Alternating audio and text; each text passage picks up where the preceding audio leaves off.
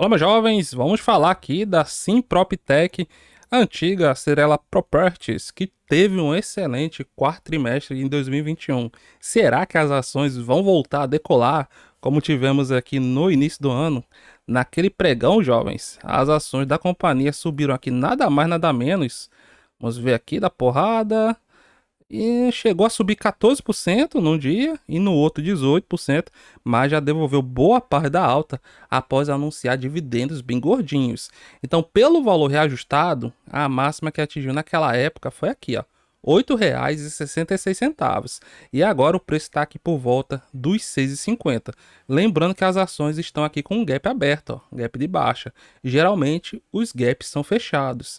Assim como na notícia, ó, tivemos um gap de alta, ou seja, comprar com esse gap de alta aqui aberto era muito perigoso. Quem comprou tá com o preço médio lá em cima ainda. Agora aqui nesta região de suporte, podemos ter zonas mais atraentes para possíveis entradas no longo prazo, que é a região dos R$ 6. Ó. Veja como tocou aqui várias vezes ao longo de novembro, dezembro, janeiro e em fevereiro e deu uma reagida. E para fechar o gap, ele fecha aqui, ó. Vamos ver se aparece. Fechamento 8,61. Se for lá para fechar esse gap de baixa, teremos ainda um potencial de valorização de 30%. E foi aquela alta explosiva, volume muito forte. E ficou aqui longe ainda da região de topo histórico, que está lá em 13,94. Então, se for voltar para aquela região ali, teríamos um potencial mais ou menos aqui de alta de 120%. Então vamos ver aqui o destaque do resultado da companhia. Assim, PropTech registrou lucro líquido de 1 bilhão 263 milhões de reais, jovens. Isso aqui é um bocado de porcento de alta. Isso aqui representou no quarto trimestre nada mais, nada menos do que um crescimento de 18.882% em relação ao quarto trimestre de 2020. É muita coisa, jovens. Segundo a companhia, o resultado se deve ao crescimento expressivo da receita líquida no trimestre, impulsionada pela venda de ativos. Então é muito importante lembrar disso. Quando eu fiz aquele vídeo dos dividendos que ela distribui bem gordinhos, né? Eu falei, olha, a companhia não costuma pagar isso aqui com recorrência. Isso aqui é um não recorrente em virtude da venda de ativos, da venda de imóveis que ela detinha. Então ela está aumentando aqui muito a parte de receita, mas posteriormente a tendência é cair. E a receita líquida, ó, também aqui é muito alta, bem forte, ó. 1 bilhão 397 milhões no quarto trimestre, o que representou um crescimento, ó, de 1.546%. O EBITDA cresceu aqui 4%. Por que o EBITDA cresceu menos? É porque o EBITDA ele vai levar em consideração o resultado operacional da companhia. Então, por isso, o resultado operacional não foi lá em cima, né? O que foi lá em cima foi em virtude desse não recorrente. E ele atingiu, ó, imagine, como é que uma empresa lucra 1 bilhão em volts e de EBITDA não gera nem 49 milhões. Mas mesmo assim, representou aqui uma melhora em relação ao pregão anterior. Pregão não, ao ano anterior. Margem EBITDA, que é o quanto ela consegue transformar de lucro da receita gerada, chegou aqui próximo dos 40%. Mesmo assim, teve uma queda de 4 pontos percentuais em relação ao quarto trimestre de 2021. Então vamos ver aqui, ó, a dívida líquida. Como é que está a dívida da companhia? Dívida líquida da companhia totalizou 950 milhões ao final do quarto trimestre, cifra inferior ao trimestre anterior em decorrência do aumento de caixa relativo às vendas realizadas ao longo do último trimestre, que foram os terceiro e quarto. Dessa forma, o índice de alavancagem, medido pela relação entre dívida líquida e EBITDA, foi de 0,6 vezes, ou seja, é uma empresa atualmente com endividamento totalmente controlado, que é a situação totalmente diferente do que estava em relação ao quarto trimestre de 2020. Ela estava um cadinho mais alavancada. E aqui, vejam que no último resultado aqui, no último pregão, foi justamente o pregão que tivemos a divulgação desses resultados. Aí abriu com o famoso gap de alta. Por quê? Ó, gap de alta. Vou marcar aqui para vocês entenderem. Porque o preço no dia anterior ele fechou aqui, ó. E no outro dia ele já veio abrindo aqui, ó.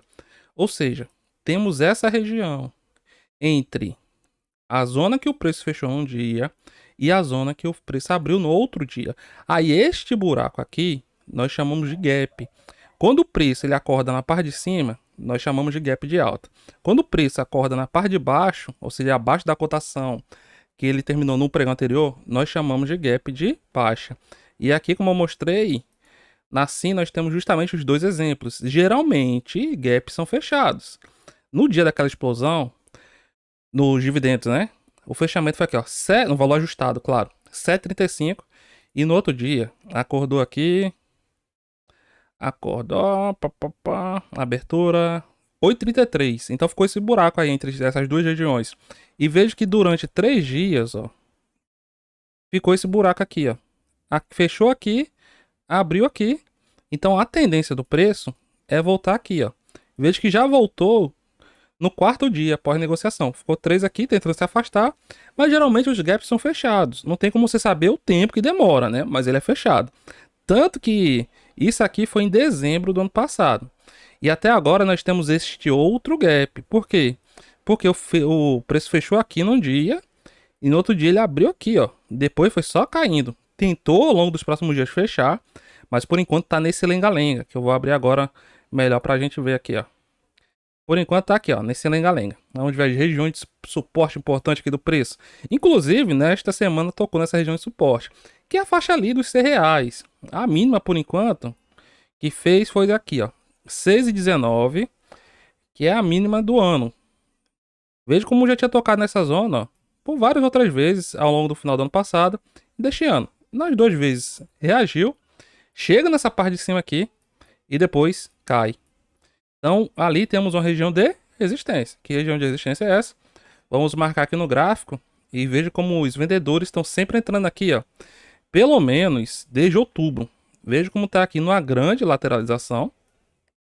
E ultimamente, quem está comprando aqui na parte de baixo e vendendo aqui na parte de cima, está conseguindo lucrar alguma coisa no curto prazo. Agora, se você é do longo prazo, você está tendo ótimas oportunidades de compra nessa região aqui dos R$100, que é uma região muito importante, porque se perder os R$100, já pode buscar regiões mais abaixo, que bateu ali na região dos R$5, zona que bateu em agosto e outubro, ó, R$5 e depois reagiu.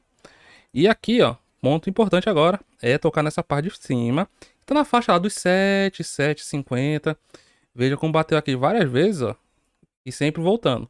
Bateu aqui pelo menos 4 vezes entre outubro e agora. E se voltar para fechar esse gap aqui, lá naquela pregão da máxima, teríamos aquele potencial de valorização.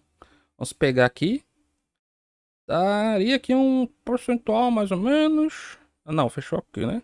O aparente ele fecharia aqui com uns 27% para fechar ali mesmo. Mais ou menos 30% arredondando. E esse gap aqui, ó, ele é fechado aqui, já foi fechado aparente, né? Mas para fechar, teria que bater aqui ainda, inclusive. Pode ser o próximo toque na semana seguinte, que seria ali, ó, fechamento 6,30, essa zona aqui. Mas o importante é observarmos se vai entrar volume. No pregão seguinte, aqui, ó, a divulgação do resultado explodiu, mas devolveu ao longo do mesmo pregão. Terminou ainda com uma alta em relação ao pregão anterior, 2,8, e o volume deu uma acordada. A média está lá nos 3 milhões e 200 mil e negociou mais de 5 milhões. Vamos ver se vai acordar e as ações vão dar aquela explosão novamente, como tivemos ali no final de 2021.